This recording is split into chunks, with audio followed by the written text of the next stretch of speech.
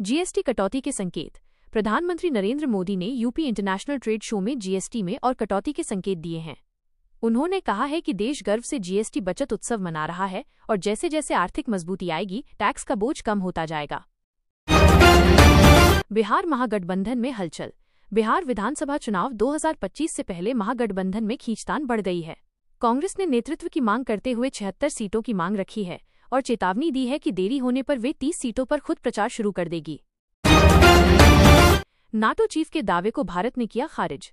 भारत ने NATO chief mark root के उस दावे को गलत और निराधार बताया है जिसमें कहा गया था कि पीएम मोदी ने राष्ट्रपति पुतिन से यूक्रेन पर रणनीति समझाने को कहा था। भारत ने स्पष्ट किया है कि पीएम मोदी ने कभी ऐसी बात नहीं की। दिल्ली में कांग्रेस नेता की हत्या।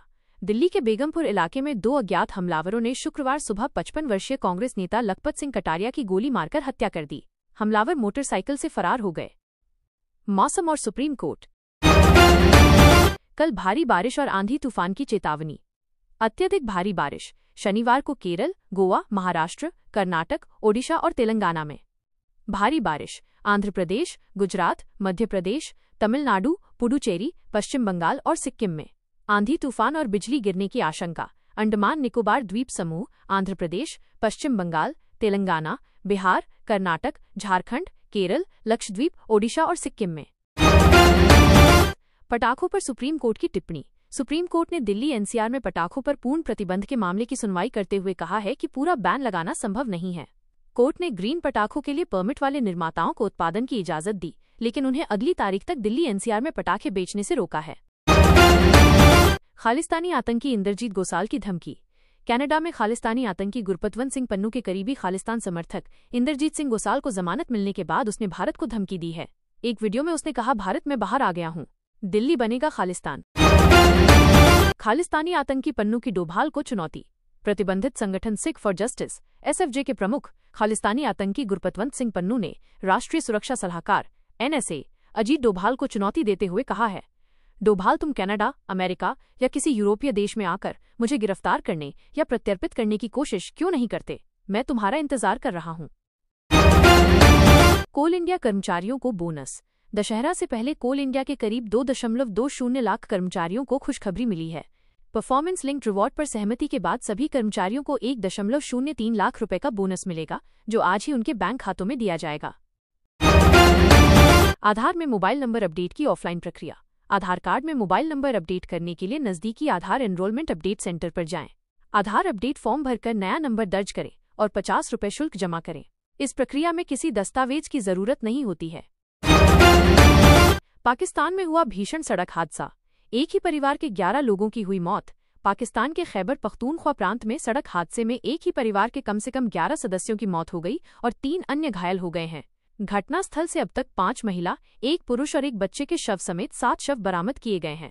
3 घायलों को इलाज के लिए अस्पताल में भर्ती किया गया है। बेरोजगारों को फ्री में पैसे नहीं दे रही है सरकार। -पीआईबी ने फर्जी दावे को लेकर किया अलर्ट। सोशल मीडिया पर एक दावा वायरल हो रहा है जिसमें कहा गया है कि भारत सरकार बेरोजगारी भत्ता योजना के तहत बेरोजगार युवाओं को आर्थिक मदद देगी। इसमें कहा गया है कि पुरुषों को 2,500 रुपये और महिलाओं को 3,000 रुपये तक दिए जाएंगे। भारत सरकार की एजेंसी पीआईबी ने फैक्ट चेक करते हुए इस दावे को फर्जी बताया है। बिहार पुलिस में कांस्टेबल के 19,838 पदों पर हुई परीक्षा का रिजल्ट हुआ जारी। केंद्रीय चयन पर्षद सिपाही भर्ती बिहार ने बिहार पुलिस में कांस्टेबल के 19,838 पदों के लिए हुई लिखित परीक्षा का रिजल्ट जारी कर दिया है।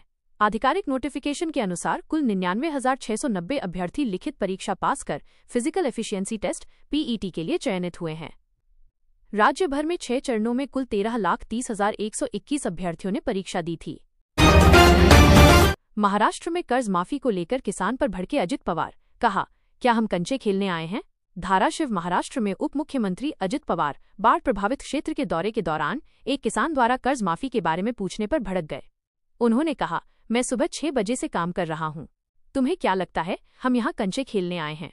हम उसे किसान को मुख्यमंत्री क्यों नहीं बना देते? आप काम करने वालों की आलोचना करते हैं। 17 छात्राओं के यौन उत्पीड़न का आरोपी चैत्यानंद इस तरह उन्हें नियंत्रण में लेता था।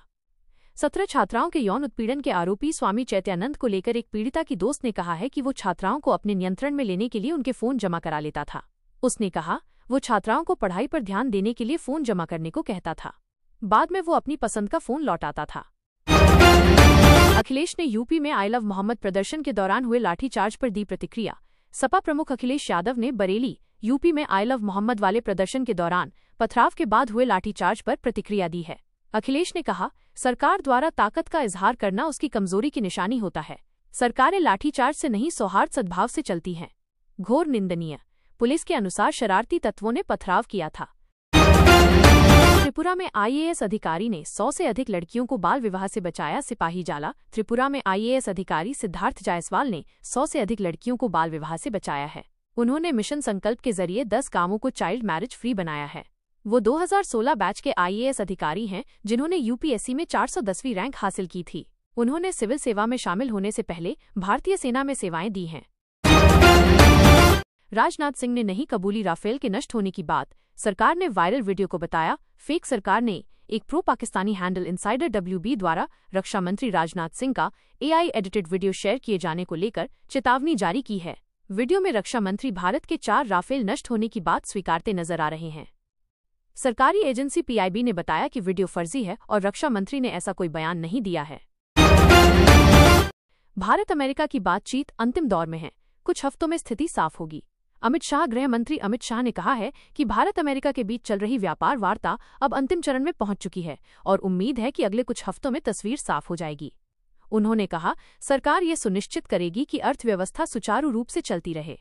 कुछ हफ्तों में भारत अमेरिका के बीच संभावित डील को लेकर स्थिति साफ हो जाएगी। SC ने राजस्थान SI भर्ती केस में HC के फैसले पर लगाई रोक। चयनित अभ्यर्थियों की नहीं होगी training. Rajasthan police sub inspector SI भर्ती 2021 मामले में बुधवार को सुप्रीम कोर्ट में सुनवाई हुई। इस दौरान कोर्ट ने राजस्थान हाईकोर्ट के उस फैसले पर रोक लगा दी है जिसमें चयनित उम्मीदवारों को ट्रेनिंग की अनुमति दी गई थी। कोर्ट ने हाईकोर्ट की डबल बेंच को 3 महीने के भीतर मामले की सुनवाई पूरी कर फैसला सुनाने का निर्देश दिया।